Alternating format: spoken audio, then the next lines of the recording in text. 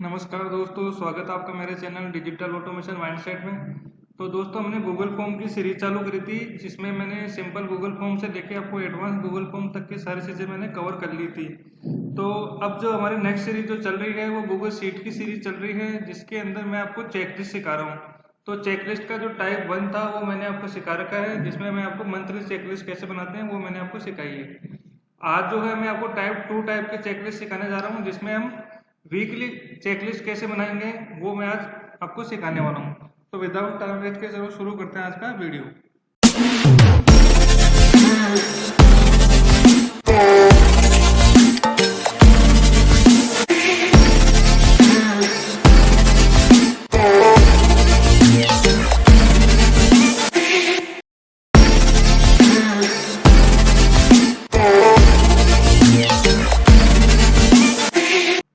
तो type 2 checklist के लिए मैंने यहाँ पे एक चेकलिस्ट बना रखी है।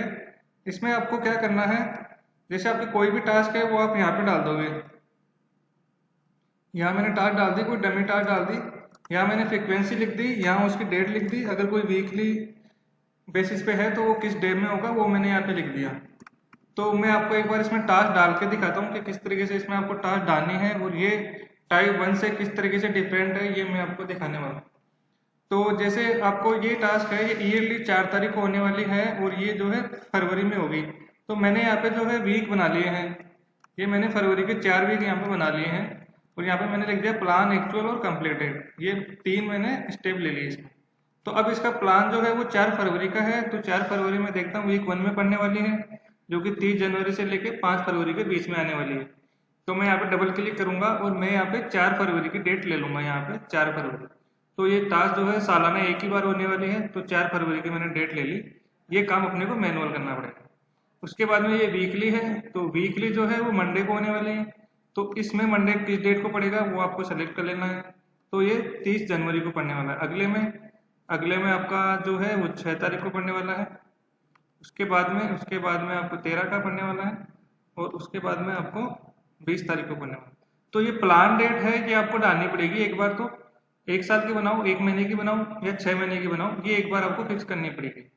अब जैसे ये वेडनेसडे को होने वाला है, तो वेडनेसडे वीक 1 में कब पड़ने वाला है, तो 1 तारीख को पड़ने वाला है। तो इस तरीके से आपको ये डिफाइन करना पड़ेगा। तो मैं 3-4 आपको भर के दिखा देना हूँ, जिससे आपको आइडिया हो जाएगा कि आपको किस तरीके से इस सीट को यूज में लेना है। तो ये मैंने वेडनेसडे डाली। अब ये मंथली 10 तारीख को होने वाला है। आपको देखना है 10 तारीख कौन से वीक में पड़ने वाली है। तो ये वीक 1 में तो नहीं आएगी, तो वीक 2 में आने वाली है। तो 10 तारीख पे आप जाके यहाँ पे 10 तारीख डाल दो। ऐसे ये 15 तारीख को होने वाली है, तो 15 तारीख वीक 2 में नहीं आएगी, तो वीक 3 में आएगी। तो 15 तारीख को आपको यहाँ पे डालना। इस तरीके से आप आगे की जितनी भी है वो आप 1 साल की बना सकते हो।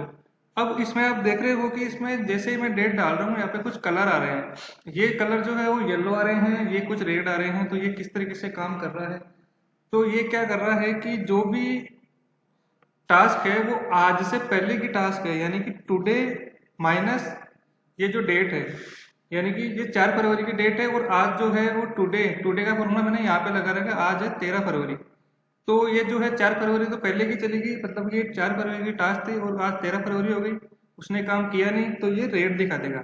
तो इससे आपको पता चल जाएगा कि मेरी कौन कौन सी टास्क जो है वो डिले हो चुकी है। तो इस तरीके से आप इसको मॉनिटरिंग कर सकते हो। तो जितने भी टास्क जो है वो आज से पहले की जो टास्क है वो अभी तक पेंडिंग चल रही है, वो यहाँ पे रेड कलर में शो हो जाएगी। जो टास्क आपकी अपकमिंग है, मतलब कि जो आज है और आज से 3-4 दिन के अंदर जो आने वाली है, वो टास्क आपको यहाँ पे येलो दिखाएगी। ज्यादा नहीं है, 4 दिन का मैंने ले रखा है कि 3 से 4 दिन के अंदर अंदर जो टास्क आने वाली है वो मैंने यहाँ पे येलो कर रखा है। बाकी जैसे आप देखोगे 20 फरवरी और 22 फरवरी वाली टास्क है वो काफी लेट है, तो वो आपको येलो नहीं हो रही। तो इस तरीके से मैंने यहाँ पे कंडीशनल फॉर्मेटिंग डाल रखी है। अब इसमें क्या होगा, जैसे 4 फरवरी की कोई टास्क थी उसने आज कंप्लीट कर दिया, तो उसको सिर्फ कंप्लीटेड पे चेकबॉक्स पे क्लिक करना है। यहाँ पे जैसे ही आप चेकबॉक्स पे क्लिक करोगे आपको देखोगे कि एक्चुअल टाइम जो है उसमें ऑटोमेटिकली डेट आ जाएगी, जो भी आज की जो डेट रहेगी वो। तो आप यहाँ देखोगे 13 फरवरी की जो डेट है वो यहाँ ऑटोमेटिक आ गई है। वो कहाँ से आई है, वो अपने यहाँ से उठ के आई है। इस सेल में जो भी डेट रहेगी वो यहाँ पे ऑटोमेटिक आ जाएगी। तो यहाँ जो डेट रहेगी वो मैंने टुडे का फॉर्मूला लगा रखा है। तो आज जो भी अपने सिस्टम की डेट रहेगी, ये जो अपने सिस्टम की डेट जो भी रहेगी वो यहाँ पे ऑटोमेटिक आ जाएगी। तो ये कैसे आ रही है, यहाँ मैंने एक फॉर्मूला लगा रखा है कि इफ यदि M4 यानी कि M4 मतलब ये खुद, इस खुद के अंदर अगर कोई वैल्यू है तो वो M4 मतलब वो की वही रहेगी, यानी कि इसमें अगर कोई एक बार वैल्यू आ गई तो वो वैल्यू वही रहेगी, वो चेंज नहीं होगी। फिर कोमा इफ दूसरी कंडीशन मैंने दी है, यदि if N4 equal to true, यानी कि N4 का मतलब ये सेल, इस सेल के अंदर अगर ये चेकबॉक्स है वो यस पे क्लिक है, यानी कि इस पे जैसे आप क्लिक करोगे तो आप देखोगे यहाँ पे ट्रू लिखा हुआ है, और नीचे वाले पे आप देखोगे तो ये फॉल्स लिखा हुआ है, यानी कि ये ब्लैंक है और ये जो है ट्रू हो चुका है। तो जैसे इसमें ट्रू लिखा हुआ आ जाएगा तो यहाँ पे A1 सेल के अंदर जो भी वैल्यू है वो उठ के यहाँ पे ऑटोमेटिकली आ जाएगी। तो ये फॉर्मूला आपको हर जगह लगा देना है एक्चुअल टाइम के अंदर। आप इसको मैनुअल भी कर सकते हो, अगर आपको फॉर्मूला यूज में नहीं लेना है आप इसको जस्ट डिलीट कर दो, आप यहाँ पर डबल क्लिक करोगे, आप मैनुअल भी आप 13 फरवरी यहाँ पे डाल सकते हो, उसमें कोई इश्यू नहीं है। तो फिलहाल मैं फॉर्मूला रहने देता हूँ। अगर आपको लगे कि मेरा फॉर्मूला सही तरीके से काम नहीं कर रहा है या जो भी आपको इश्यू नजर आता है, आप इसको मैनुअल भी मॉनिटरिंग कर सकते हो, कोई इसमें हार्ड एंड फास्ट रूल नहीं है। इसके बाद में अगर आपको ये वीकली एमआईज भी मॉनिटरिंग करनी है तो एमआईज जो है वो यहाँ पे आप इस तरीके से निकाल सकते हो, लेकिन ये जो चीज़ है एमआईज कैसे निकालनी है वो सारी चीज़ें मैं आगे आने वाले वीडियो में कवर करूंगा। फिलहाल मैं आपको ये दिखा रहा हूँ कि आप इस तरीके से एमआईज भी निकाल सकते हो। सो इससे क्या है, वीकली बेसिस पे अगर आपको एमआईज पीएम करानी है, एमआईज निकालनी है तो आप निकाल सकते हो कि उसके कितने टास्क उसने टाइम पे किए और कितने उसने डिले किए। तो इस तरीके से होगी। अब ये कंडीशनल फॉर्मेटिंग किस तरीके से लग रही है ये मैं आपको दिखा देता हूँ। एक इसमें आपने देखा होगा कि जैसे इस सेल में कोई वैल्यू आ जाती है इसमें व्हाइट कलर आ जाता है, जो डिले होती है उसमें रेड कलर आ जाता है, और जो अपकमिंग टास्क है आज और आज से आने वाले 3-4 दिन की जो टास्क है उसमें येलो आ रहा है। तो वो कैसे आ रहा है, तो मैं यहाँ पर राइट क्लिक करके आपको कंडीशनल फॉर्मेटिंग दिखाता हूँ जिसमें मैंने इफ की कंडीशन डाल रखी है।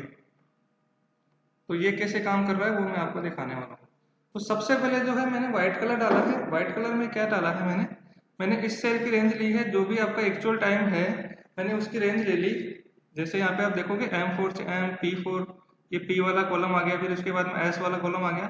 तो जो भी एक्चुअल टाइम का जो भी कॉलम है उसके अंदर आपको क्या लिखना है, इज नॉट एम्प्टी, यानी कि इस सेल, ये सेल अगर खाली नहीं है, अगर इस सेल में कोई वैल्यू आ जाती है तो आपको यहाँ पे व्हाइट कलर चूज कर लेना है, यानी कि ये व्हाइट कलर हो जाएगा।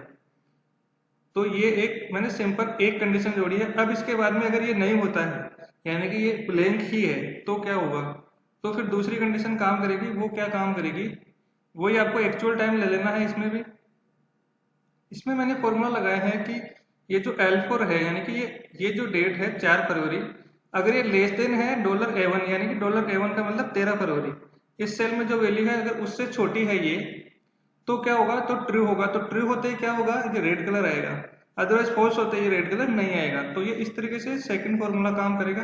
तो जब भी आपकी डेट जो है टुडे से छोटी होएगी तब आपका रेड कलर काम करेगा। तो इस तरीके से मैंने तीसरी कंडीशन लगा रखी है कि यदि ये जो L4 में जो वैल्यू है ये जो 4 फरवरी है, ये अगर माइनस L4 माइनस $A1 यानी कि 4 फरवरी में से अगर मैं 13 फरवरी निकालता हूँ और इनका जो डिफरेंस है वो अगर आता है आपका ग्रेटर देन इक्वल 0, यानी कि 0 से बड़ा है और 0 के बराबर है, कोमा मैंने एंड की कंडीशन लगा रखी, या तो ये हो, दूसरा इनका जो डिफरेंस है वो 4 दिन से छोटा हो, यानी कि 1 2 3 तक आए, मतलब 0 1 2 3 आए, तब तो क्या होगा, तब तो ट्रू मतलब येलो कलर आएगा, अदरवाइज नहीं आएगा। तो मतलब इस तरीके से आपने निकाला कि अगर इन दोनों का डिफरेंस जो है वो 0 से बड़ा है, यानी कि अगर 0 से छोटा है तो रेड आने ही वाला है, तो वो कंडीशन अपन ने ऊपर लगा दी है, मानी कि वो टास्क डिले हो चुकी है। अगर वो टास्क डिले नहीं हुई है, वो अपकमिंग टास्क है, यानी कि आज आ सकती है या आने वाले 3-4 दिन में आने वाली है, तो आप इस तरीके से फॉर्मूला लगा सकते हो। अगर आपको यहाँ पे 7 दिन की लेनी है तो आप 7 दिन कर दो, अगर आपको 2 दिन की लेनी है, 1 दिन की लेनी है, तो आप 4 की जगह अपने हिसाब से जो भी वैल्यू आप चाहते हो वो यहाँ पे डाल सकते हो। तो इस तरीके से मैंने यहाँ पे 3 कंडीशन लगा रखी है, आप ये कंडीशन लगा सकते हो। तो इस तरीके से ये सीट काम करती है। अगर आपको ये सीट इंफॉर्मेटिव लग रही है तो इसका जो है मैं लिंक जो है डिस्क्रिप्शन में डाल दूंगा, और वहां से इस सीट को डाउनलोड कर लेना और इस पे अपना काम स्टार्ट कर सकते हो।